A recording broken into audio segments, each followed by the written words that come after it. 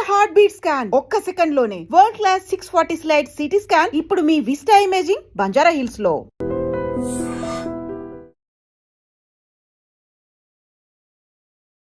ఐడ్రీమ్ ప్రేక్షకులకు నమస్తే. నేను ఉదయశ్రీ. ప్రెజెంట్ మనతో పాటు స్టూడియోలో ప్రముఖ ఆయుర్వేదిక్ వైద్య నిపుణులు, వంటింటి వైద్యానికి కేర్ ఆఫ్ అడ్రస్ అయిన డాక్టర్ చిట్టిబొట్ల మధుసూదన్ శర్మ గారు ఉన్నారు. షుగర్ వ్యాధిగ్రస్తులు మస్ట్ గా ఈ వీడియో వాచ్ చేయండి. షుగర్ నియంత్రణకు ఆయన ఒక మంచి రెమెడీ చెప్పబోతున్నారు. నమస్తే సార్. నమస్తే sir, sugar day by day మన ఇండియాలో ముఖ్యంగా షుగర్ పేషెంట్స్ చాలా మంది పెరిగిపోతూ ఉన్నారు. అండ్ ఏజ్తో సంబంధం లేకుండా చిన్నపిల్లల్లో కూడా డయాబెటీస్ వస్తూ ఉంది.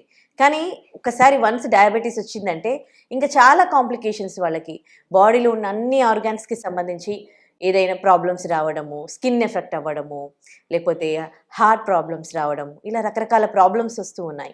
ఈ షుగర్ వన్స్ వచ్చినాక దాన్ని కంట్రోల్లో ఉంచుకోవడం, మెడిసిన్స్ తీసుకున్నా కానీ కంట్రోల్లో ఉండదు. డోసేజ్ కూడా ఎక్కువగా పెంచుతూ పోతూ ఉంటారు డాక్టర్స్ కూడా.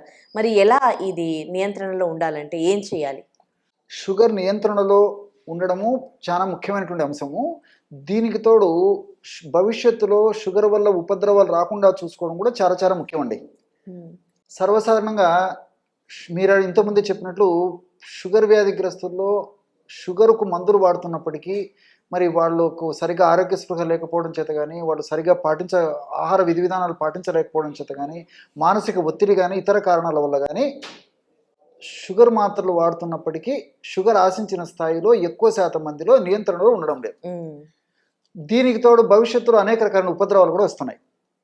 ఈ నేపథ్యంలో ప్రకృతిలో ప్రసాదించినటువంటి ఔషధాలపైన దృష్టిని కేంద్రీకరించి ఆ యొక్క ఆధునిక కృత్రిమ రసాయన ఔషధాలు వాడుకుంటూ కూడా ఇప్పుడు నేను చెప్పబోయేటువంటి ఔషధాన్ని వాడుకోవడం వల్ల షుగర్ నియంత్రణలో ఉండడమే కాకుండా భవిష్యత్తులో మరి షుగర్ వ్యాధి వల్ల ఇతర ఉపద్రవాలు, ఇతర అవయవాలు దెబ్బతినకుండా వాటి వల్ల కలిగేటువంటి ఉపద్రవాలు కలగకుండా ఉండేందుకు కూడా ఇప్పుడు చెప్పబోయేటువంటి ఔషధం చాలా చక్కగా ఉపయోగపడుతుంది. ఇవన్నీ చెప్పేసరికి నాకు మరొక విషయం కూడా గుర్తొస్తుందండి. వేలాది సంవత్సరాల క్రితమే ఆయుర్వేద మహర్షులు మరి వారి వైద్య గ్రంథాల్లో ఈ షుగర్ వ్యాధి గురించి చక్కగా ప్రస్తావిస్తూ చక్కటి చికిత్సా విధానాన్ని గురించి తెలియజేస్తూ ఒక విషయాన్ని తెలియజేయడం జరిగింది. ఆ విషయం ఏంటంటే అస్వాస్థ్యం సర్వగాత్రేషు అని చెప్పడం జరిగింది. అస్వాస్థ్యం అంటే అనారోగ్యం పాల్గొవడం, సర్వ అంటే మొత్తం బాడీ అంతా, గాత్రేషు అంటే శరీరం. అంటే సర్వ శరీరం నుండి ప్రతి అవయవము, ప్రతి కణము, ప్రతి కణజాలము అస్వాస్థ్యం, అనారోగ్యం పాలవుతుంది. అంటే షుగర్ వ్యాధి నియంత్రణలో లేకపోతే ప్రతి కణం దెబ్బతింటుందని చెప్పేసి వాళ్ళు సూక్ష్మప్రాయంగా చెప్పడం జరిగింది. మరి వేలాది సంవత్సరాల క్రితమే వాళ్ళు చెప్పినటువంటి మహర్షులు చెప్పినటువంటి ఆ వాక్ ఏదైతే ఉందో ఈ రోజు కూడా మనం గమనిస్తున్నాం. షుగర్ వల్ల మొత్తం అతలాకుతలం అయిపోతుంది, దేహం అంతా వ్యాధి నిరోధక శక్తి తగ్గిపోతుంది, మెదడుకు సంబంధించిన జబ్బులు వస్తాయి, ఇంతకుముందే మీరు ప్రస్తావించినట్టు గుండెకు సంబంధించిన జబ్బులు వస్తాయి, రక్తనాళాలకు సంబంధించిన జబ్బులు వస్తాయి, కిడ్నీలు దెబ్బతింటాయి, తర్వాత హార్ట్ దెబ్బతింటుంది, చర్మం దెబ్బతింటుంది, ప్రేవులు దెబ్బతింటాయి, ఊపిరితిత్తులు దెబ్బతింటాయి, నరాలు దెబ్బతింటాయి. ఒకటేమిటి మొత్తం సమస్తమైనటువంటి యొక్క దేహం కూడా విచ్ఛిన్నమై శిథిలమైనటువంటి పరిస్థితి కూడా ఈ షుగర్ వల్ల కలుగుతుంటుంది అనమాట. కాబట్టి దీన్ని అంతా దృష్టి ఉంచుకొని మన మహర్షులు ఆ విధంగా చెప్పడం జరిగింది. దీనికి సంబంధించి మరి నేను ఇంతకుముందు చెప్పినట్లు షుగర్ నియంత్రణలో ఉండాలి. అంతేకాకుండా మరి కాంప్లికేషన్స్ రాకూడదు. ఒకవేళ అథవా కాంప్లికేషన్స్ వచ్చినప్పుడు ప్రమాదకరంగా పరిణమించకుండా ఉండాలి. ఇది మన కాన్సెప్ట్. మరి ఆ విధంగా ఉండాలంటే ఎలాంటి ఔషధాన్ని, క్షేమదాయకమైన ఔషధాన్ని వాడుకోవడం వల్ల షుగర్ వ్యాధిని మనం చక్కగా ఎదుర్కొనడానికి అవకాశం ఏర్పడుతుందంటే దీనికి కావలసిన పదార్థాలు మొట్టమొదటి త్రిఫల చూర్ణం, కరక్కాయలు, తానికాయలు, ఉసిరికాయలు. త్రిఫల చూర్ణం చాలా చక్కగా ఉపయోగపడుతుంది అనమాట. 3 దోషాలను చేయడమే కాకుండా వ్యాధి నిరోధక శక్తిని పెంచేందుకు కూడా త్రిఫల చూర్ణం చాలా అద్భుతంగా పనిచేస్తుంది. అంతేకాకుండా మరి ఈ షుగర్ను కూడా చాలా చక్కగా నియంత్రణ ఉంచేందుకు ఈ త్రిఫల చూర్ణం ఉపయోగపడుతుంది. బెస్ట్ యాంటీ ఆక్సిడెంట్గా ఉపయోగపడుతుంది. త్రిఫల చూర్ణం ఒక 100 గ్రాములు తీసుకోవాలి. ఈ త్రిఫల చూర్ణం 100 గ్రాముల్లో ఒక 50 గ్రాములు పసుపు చూర్ణం తీసుకోవాలి. పసుపు చూర్ణం ఒక 50 గ్రాములు ఎందుకు తీసుకోవాలంటే పసుపులో కుర్కుమిన్ అనేటువంటి రసాయన పదార్థం ఉంది. ఈ కుర్కుమిన్ అనేటువంటి రసాయన పదార్థం ఉన్నటువంటి పసుపును వాడుకోవడం వల్ల షుగర్ నియంత్రణలో ఉండడమే కాకుండా, అంటే ఇన్సులిన్ సెన్సిటివిటీ పెరగడమే కాకుండా ఇన్సులిన్ రెసిస్టెన్స్ తగ్గడము, దీంతో పాటు మెదడుకు రక్త సరఫరా బాగా కలగజేసేసి మెదడుకు సంబంధించినటువంటి ఇబ్బందులు లేకుండా చేసేటువంటి శక్తి కుర్కుమిన్కు ఉంది.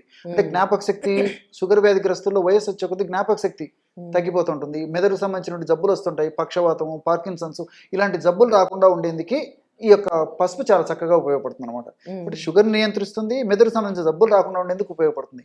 బట్ పసుపు వాడుకోవాల్సి వస్తుంది. అంతేకాకుండా ఒక 50 గ్రాములు కరివేపాకు చూర్ణం కూడా కలుపుకోవాలి. సో కరివేపాకులో విపరీతంగా చాలా ఎక్కువ శాతంలో ఏ విటమిన్ ఉంటుంది. షుగర్ వ్యాధిగ్రస్తులు ఎక్కువ శాతం మందిలో కంటి వ్యాధులు వస్తుంటాయి, రెటీనాకు సంబంధించిన సమస్యలు వస్తుంటాయి, ఐ విజన్ సంబంధించిన సమస్యలు వస్తుంటాయి. సో 50 గ్రాములు ఈ ఈ కరివేపాకు పొడిని కలుపుకోవడం వల్ల కంటి వ్యాధులు రాకుండా ఉండేందుకు, వచ్చిన త్వరగా తగ్గేందుకు ఇది చాలా చక్కగా ఉపయోగపడుతుంది కరివేపాకు పొడి.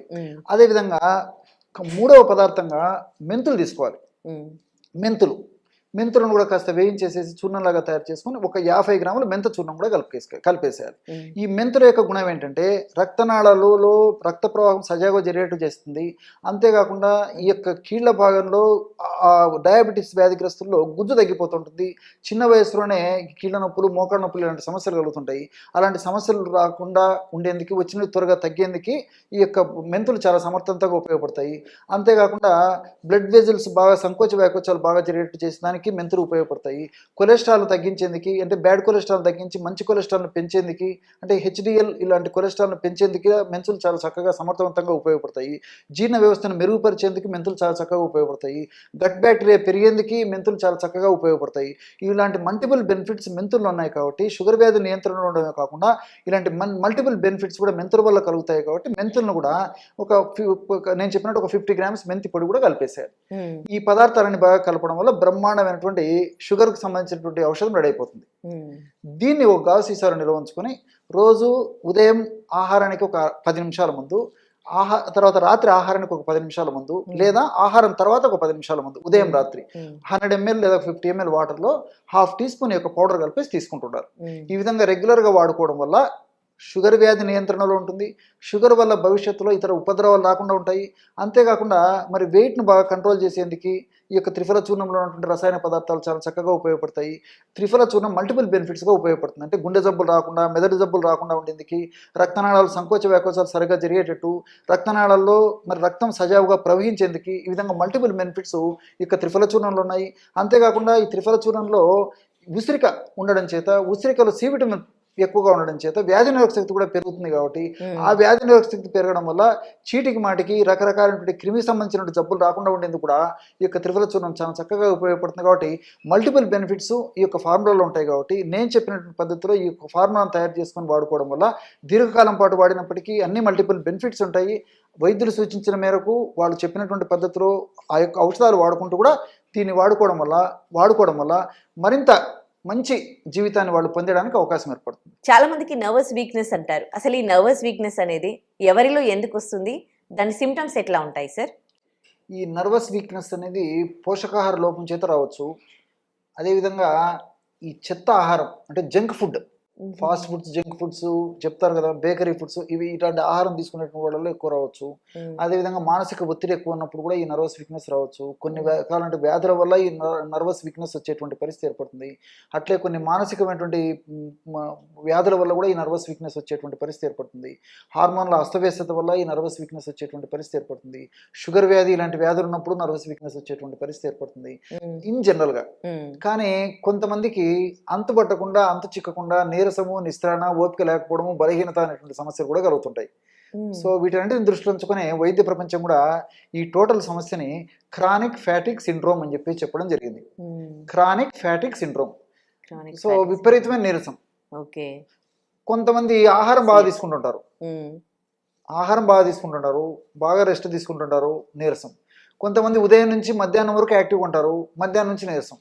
కొంతమంది మధ్యాహ్నం వరకు నీరసం ఉండి మధ్యాహ్నం ఆహారం తీసుకున్న తర్వాత మళ్ళీ యాక్టివ్గా తయారయ్యేటువంటి పరిస్థితి ఏర్పడుతుంటుంది. కొంతమంది ఉదయం నుంచి సాయంత్రం వరకు నీరసం, నిస్త్రాణ, బలహీనతతో కొంతమంది బాధపడుతుంటారు. చిన్న పిల్లల నుంచి పెద్దల వరకు ఈ సమస్య ఉంది. కాబట్టి కొంత ఏదైనా పని చేయాలన్నా, అదేవిధంగా లేకపోతే ఏదైనా దాంట్లో కార్యక్రమం చేయాలన్నా ప్రతిదానికి బలహీనత, ఓపిక లేకపోవడము, అలసిపోవడము, ఏదో మళ్ళీ చేద్దామని చెప్పేసి పోస్ట్ పోన్ మెంట్ ఇది ఉండడము, తర్వాత ఎప్పుడు నిద్రపోవాలని తలంపు ఉండడము, ఆవలింత ఉండడము, ఏ పని మీద ఆసక్తి, ఏకాగ్రత లేకపోవడము, అన్నీ ఇలాంటివన్నీ కూడా కాళ్ళు చేతులు నొప్పులు ఉండడము, పిక్కలు నొప్పులు ఉండడము, కాళ్ళు చేతులు మంటలు ఉండడము, తిమ్మిళ్ళు ఉండడము, మొద్దుబారినట్టు ఉండడము, ఇవన్నీ కూడా నరాల బలహీనతకు సూచన అనమాట.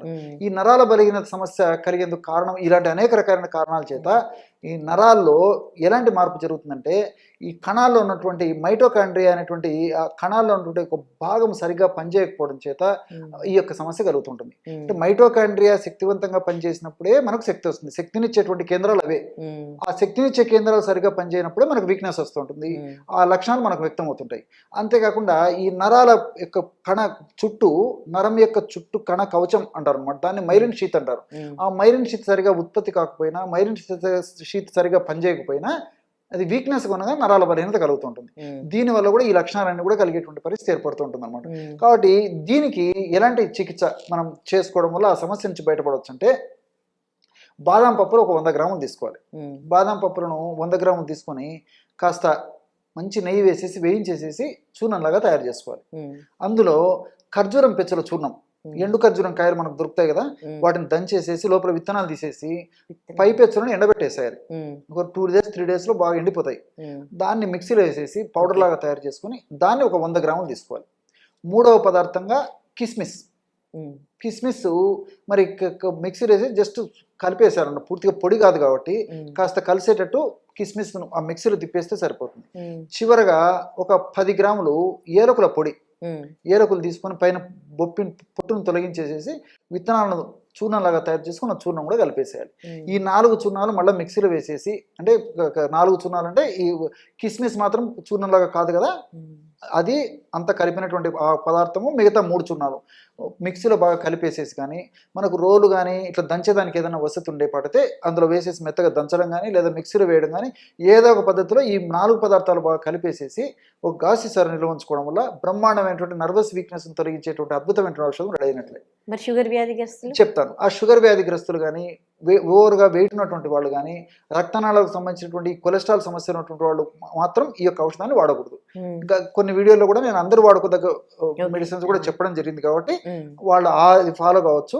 మిగతా వాళ్ళందరూ కూడా ఈ యొక్క ఫార్ములా వాడితే సరిపోతుంది. ఎలా వాడాలి ఇది? ఈ విధంగా తయారు చేసుకున్న ఔషధాన్ని ఉదయం ఒకసారి, రాత్రి ఒకసారి, ఆహారానికి ముందు కానీ తర్వాత కానీ, ఒక 15 minutes ముందు కానీ 15 minutes తర్వాత కానీ, ఉదయం ఒకసారి, అదేవిధంగా రాత్రిపూట మాత్రము మరీ ముఖ్యంగా మరి పడుకునేటప్పుడు తీసుకోగలిగితే మరీ మంచిది. రాత్రి పడుకునేటప్పుడు ఒకసారి, ఉదయం ఒకసారి తీసుకుంటారు, రాత్రి పడుకునేటప్పుడు మరొకసారి ఒక 5 grams, అంటే ఇంచుమించు ఈ ప్రమాణం వస్తుంది అనమాట. ఒక మీరు కుంకుడు గింజ ఐడియా ఉంది కదా, ఆ కుంకుడు గింజ ప్రమాణం లేదా ఒక 5 grams, ఒక చిన్న టీ స్పూన్ పౌడర్ రూపంలో మనకు ఉండేట్లయితే టీ స్పూన్ కొలిచి తీసుకోవచ్చు. అది మెత్తగా ముద్దలాగా అయ్యేటువంటి పరిస్థితి అయితే మాత్రం ఒక కుంకుడు గింజ ప్రమాణం తీసుకొని చప్పరించేసేసి మింగేసి ఒక కప్పు పాలు తాగుతుంటే సరిపోతుంది. సమస్య తీవ్రంగా ఉంటే రోజు 2 సార్లు యొక్క ఔషధాన్ని వాడుకోవచ్చు. సమస్య కొద్దిగా ఉంటే రోజు ఒక్కసారి వాడితే సరిపోతుంది, ఉదయం కానీ రాత్రి కానీ. లేదంటే కొన్నాళ్ళ పాటు 2 సార్లు వాడేసేసి సమస్య తీవ్రత అదుపులోకి వచ్చిన తర్వాత రోజు ఒక్కసారి వాడినా సరిపోతుంది. చాలా అద్భుతంగా పనిచేస్తుంది, చాలా స్పీడ్గా పనిచేస్తుంది. సైడ్ బెనిఫిట్స్ ఉంటాయి. కేవలం నరాల బలహీనత తగ్గడమే కాకుండా మల్టిపుల్ బెనిఫిట్స్ కూడా దీంట్లో ఉంటాయి అన్నమాట. అంటే పోషకాహార లోపాలు ఏమన్నా లోపాలను భర్తీ చేసేందుకు ఉపయోగపడుతుంది. అదేవిధంగా బెస్ట్ యాంటీ ఆక్సిడెంట్గా పనిచేస్తాయి కాబట్టి మరి దేహం దారుఢ్యంగా, శక్తివంతంగా, అనారోగ్యం పాలు కాకుండా ఉండే అవకాశం ఉంటుంది. వ్యాధి నిరోధక శక్తిని కూడా ఈ యొక్క ఔషధాలు పెంచుతాయి కాబట్టి మల్టిపుల్ బెనిఫిట్స్ దీనివల్ల కలుగుతుంటాయి అన్నమాట. అంటే ఎంతకాలం వాడాలి ఇది? ఎన్నాళ్ళు వాడినా ప్రాబ్లం ఉండదు. ఏం నష్టం లేదు. కాబట్టి మీరు 2 months కానీ 3 months కానీ 4 months కానీ మీకు కంఫర్టబిలిటీ వచ్చేదాకా వాడుకోండి. తర్వాత రోజు ఒక్కసారి వాడుకోండి. ఇంకా కంఫర్టబిలిటీ వచ్చింది అనుకోండి, వారంలో 2 సార్లు వాడుకోండి. ఇది ఆహార ద్రవ్యమే కాబట్టి అవసరాన్ని బట్టి వాడుకోవడం వల్ల మరి మనకి ఎలాంటి ఇబ్బందులు ఉండవు. మరి చిన్న పిల్లల నుంచి పెద్దల వరకు వాడుకోవచ్చు. మరి పిల్లలైతే డోస్ తగ్గించుకుంటే సరిపోతుంది. ఇప్పుడు నేను చెప్పిన ప్రమాణం అంతా పెద్దలు వాడుకునేటువంటి డోసు. రైట్, మంచి రెమెడీ చెప్పారు. Thank you sir. నమస్తే. And for more videos, Please subscribe to iDream. Please subscribe to iDream. Please subscribe iDream. And please subscribe to iDream. For more videos, subscribe to iDream. please like, share and subscribe to the channel. Congratulations, iDream. Subscribe to iDream. Subscribe to iDream. So subscribe to iDream Media. iDream team andarki huge congratulations. Please subscribe iDream Media. Please subscribe to iDream. Subscribe iDream. Please subscribe to iDream. iDream అంటే నా కళల channel subscribe చేసుకున్న నోరు తిరుగుతలేదు, మీరైతే గంట గుర్తు కొట్టండి. For more such videos, please subscribe to iDream. Subscribe to iDream. Please subscribe to iDream. Please subscribe iDream Media. Please do subscribe to iDream. Please subscribe to iDream Media. For best entertainment and information, please subscribe iDream. And don't forget to subscribe to iDream.